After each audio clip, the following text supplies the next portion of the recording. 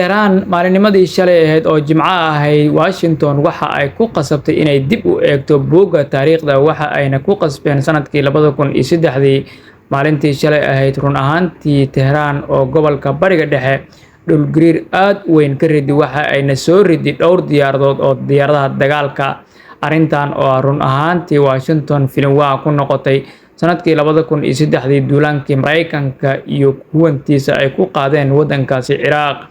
iyadoo dagaalka uu socday 6 toddobaad ama 6 isbuuc ayay Ciraaqiyiintu waxa ay ku guuleysteen inay soo ridaan mid ka mid ah diyaaradihii xilligaas Mareykanka aadka ugu faani jiray oo sidoo kalena maalinkii shalay ahayd Iran ay soo riday ee loo yaqaano A-10 Thunderbolt 2. diyaaradan oo duuliye uu ka ahaa ninka lagu magacaabo Jen.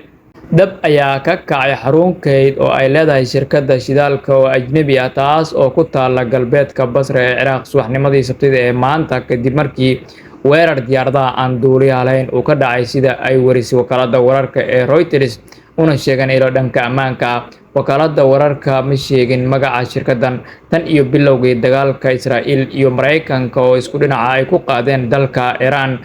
Xarumaha shidaalka ee dalalka gobolka ayaa la kulmayay beegsi Jamhuuriyadda Islaamiga Iran ay ku haysay. Mas'uul ka tirsan dowladda Iran ayaa sheegay inaysan Iran weli ka suulin dadaalada sii soconaya ee ay ku baadigoobayaan duuliyaha Mareykanka ee diyaaraddu kula dul dhacday Iran ayna wadaan qabashadiisa sida ay u sheegtay BBC-da Al Arabiya.